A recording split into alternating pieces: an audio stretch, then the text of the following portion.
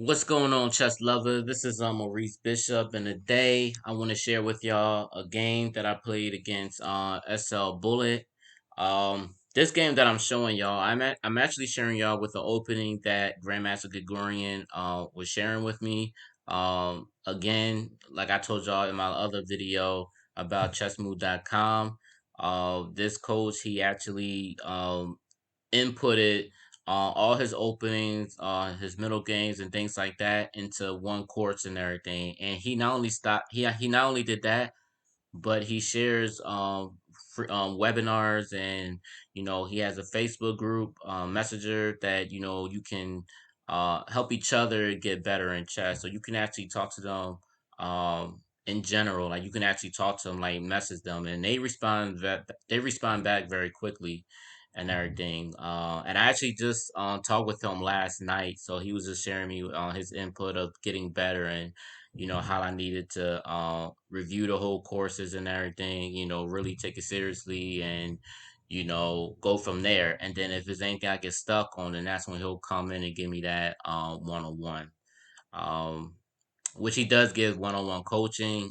His stuff is a little bit expensive or whatever, but at the same time, he's really sharing with me everything that he knows through the course. Cause it's pretty much the same thing that he would do if it was like a one-on-one type of thing. But once you get all that information through the course, like I said, they really it's not just him, man. He has two other of his friends who are also grandmasters. They literally help you out. But Grigorian is the one that's been sharing with me um so far, because I had talked to him in the beginning and stuff. So we're cool. All right, so let's actually get started to what he taught me. So E4 C5. So this is what I um normally usually what I play is I always play like B4, the wing gambit, or I may play on D4.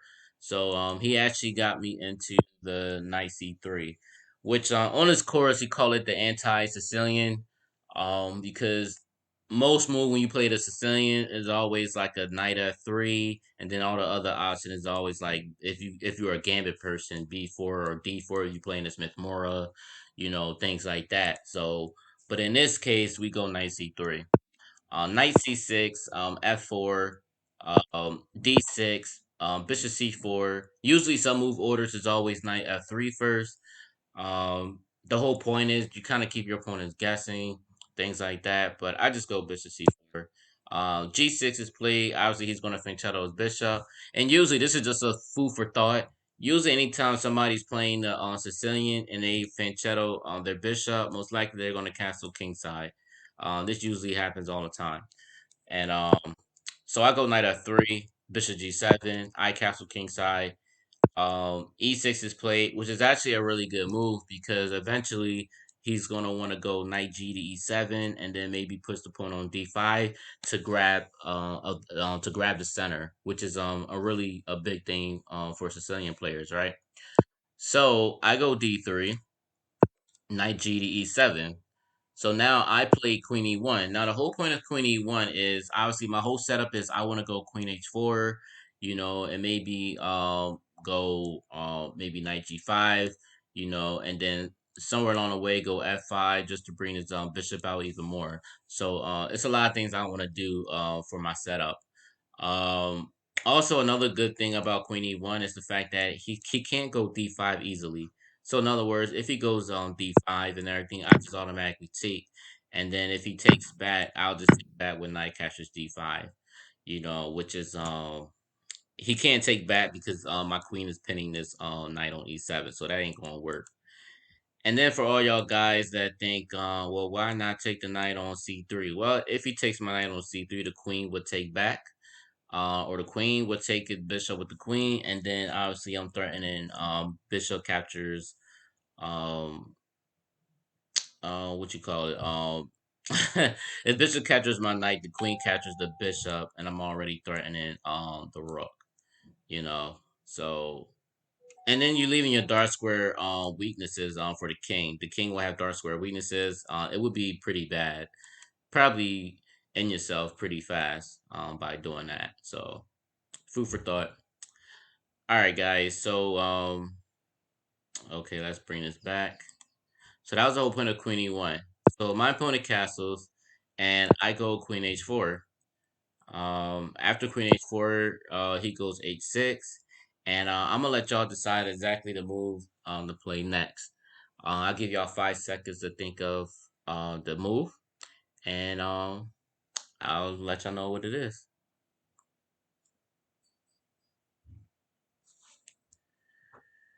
All right, guys, if y'all saw this move, not that move.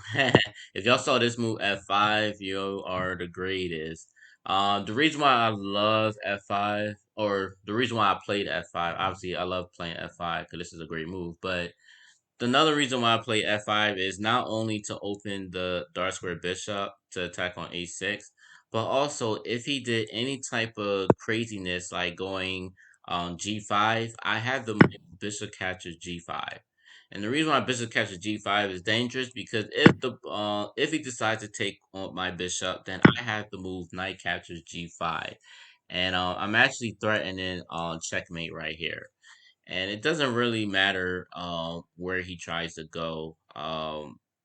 Yeah, guys. I mean, it could be like something like Rookie 8, and yeah, guys. This is F6 is just a problem. Like F6 is just a big, big, big problem. And it's nothing he could do. Even if he takes my pawn, I have Queen H7 check, and then once he comes here, this is crap. Like this is checkmate automatic. Like it ain't nothing that he can do. This is just, oh my goodness, this is just nasty, you guys. This is just really nasty. Um, but yeah, that is the move though. But if you go G5, you pretty much yeah. And yeah, if you get somebody to play G5, man, that's man, that's awesome. You should be smiling from ear to ear if they play G5. But I just wanted to share that with y'all. If they don't take, they just go G5. That's what happened. But my opponent never took my pawn at all. He didn't take, and just to let y'all know, it doesn't matter which pawn he take. I mean, if you take with the G pawn, I mean, this is just, you really asking for it because after bishop captures H6, this is just, man, this is just crazy, man. You got the whole king open on the G5. This is just nasty, man. Oh man, this is just nasty. All right, so let's go back. So what? My bad, guys. So after the f5, my opponent decides to go e5. That's pretty much what he does. So so what I did is I actually went bishop captures a6. Now most people may say knight catches e5, and honestly, even the computer says knight catches e5. But the reason why I didn't like this move personally is because after knight captures e5, he does have this move g5, which I want to get inside, like I want to get in. I don't want to get locked out. You know what I mean? So that's I wasn't really feeling I really wasn't feeling this at all. I mean, then again, I mean, even if he goes g5, I mean, if I'm gonna lose material, you know, maybe bishop capture g5 he takes here, threatening f6. Like even if he takes my knight, I got f6 coming. But he does have this move f6 and everything, and that's not really good. So bishop capture g5 wouldn't be really good. So I can't really see as that one. So that's not something that I wanted to play at all. I didn't like knight captures e5. Um, and then honestly, I'm be honest with you, I kind of really don't understand knight catches e5. I'm just going bishop catches a6.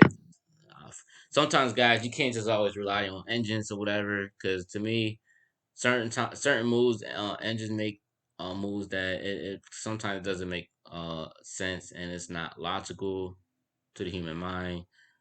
Personally, man, that wasn't logical to me to even give somebody that position to push g5. And maybe he could see something deeper than me, but I don't know.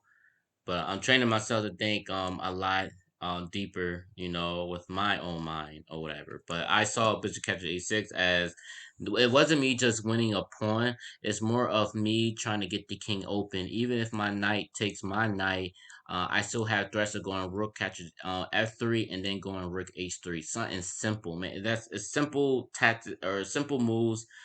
Simple moves that's gonna win games.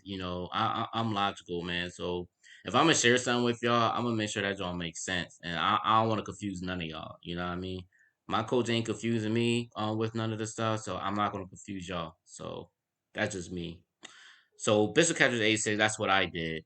My opponent goes knight catches f3. I go rook catches f3. Again, as y'all can see, I'm threatening f6 as well, which is why I did bishop catches a6. I mean, this is just to me, it's just lot like look at this position. This is I think I'm okay in this position.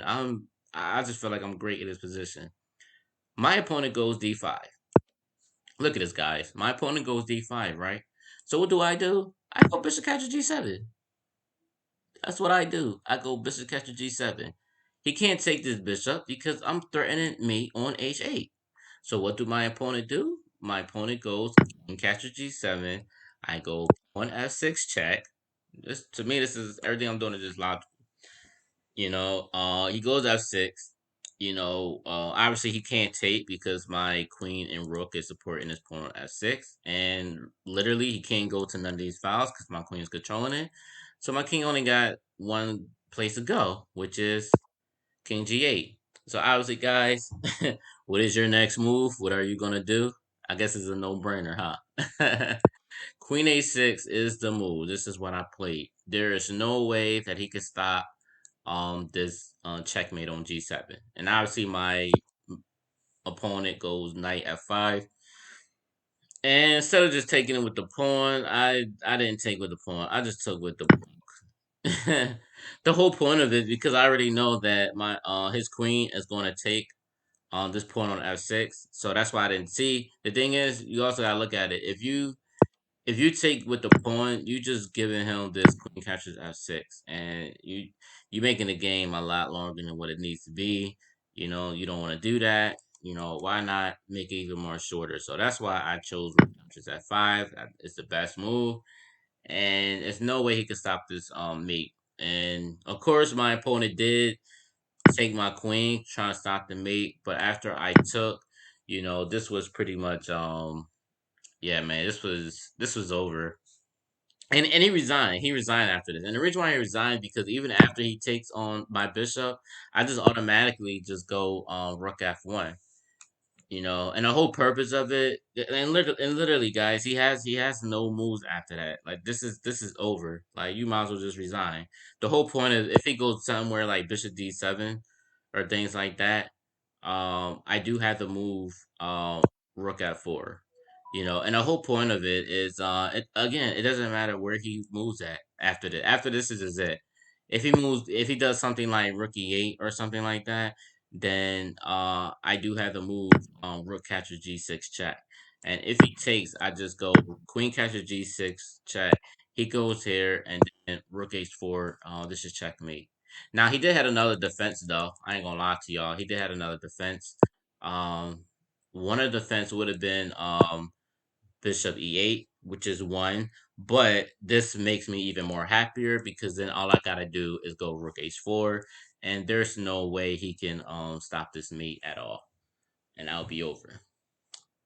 So guys, I hope y'all actually enjoyed this video. I hope this actually helped. Um Again, man, he Grandmaster Grigoryan, man, he shares a lot of insights with the games, and even with the live sessions that he does when he play other people online and stuff. He literally plays like all the courses that he plays the same openings that he teaches us in the course, and he gives us new ideas and concepts exactly on what to play, and he actually tests us in it. And it's not just him, man. It's two of his friends who are also grandmasters. They actually help out as well. And the group are fantastic because they actually come together and share some of their games as well. So that's pretty much how that goes. So I'll put the link again in the description box. And the great thing is, if y'all set my link and everything, y'all sign up, y'all get 1,000 coins. 1,000 coins equals $1. And y'all can actually use those coins if y'all want to buy like chess shirts and things like that. It's pretty dope, man. So the more coins you get, the better. But overall, man, it's gonna help y'all get better in chess, especially if you're really serious about it. Next time, the next video, I'm gonna show y'all like my notes, like how crazy my notes are, because I literally like I dissect stuff, man. I'll analyze my stuff. I'll write down the moves, and I put a side note on. Okay, this is this move, and or if somebody plays something new that I don't know, I'll write it down on paper, and I do that to retain a knowledge, and that's what I'm doing now. And I realized that I remember a lot of moves, and honestly, a lot of stuff that I'm doing, it's not even so much of trying to memorize variation. It's not like that. It's more of getting the understanding and the concept, because it's better for you to understand the concept of something than just doing memorization. Because if you're just memorizing variation and don't really understand the concept, you'll fall every time. You'll fail every time because you're not really understanding how the game is supposed to be played, on certain positions. So that's why I like to get the understanding and the concept of the position that I'm playing. So that's why I write notes down, and just to really understand what I'm doing. So again, man, I hope y'all like this video. I hope I shared a lot of insight with y'all. Um, Eventually, y'all, um, I'm giving myself 4 months to reach 2400 for in chess, man. I'm giving myself 4 months because I'm still going through his courses. I'm still, studying, writing down notes. So I'm giving myself a lot of time to really um concentrate on the game, especially not just online, but really for a tournament play when the world opens back up after this whole pandemic. So again, please like, please share, please comment. Um, Definitely tell me what y'all think of this opening. And also, y'all, don't forget to look at my description box with the chessmove.com link. Definitely sign up if you're really serious about getting your game better. And also, y'all, one last thing. Don't forget to subscribe. Don't forget to subscribe, y'all. All right, y'all. Peace.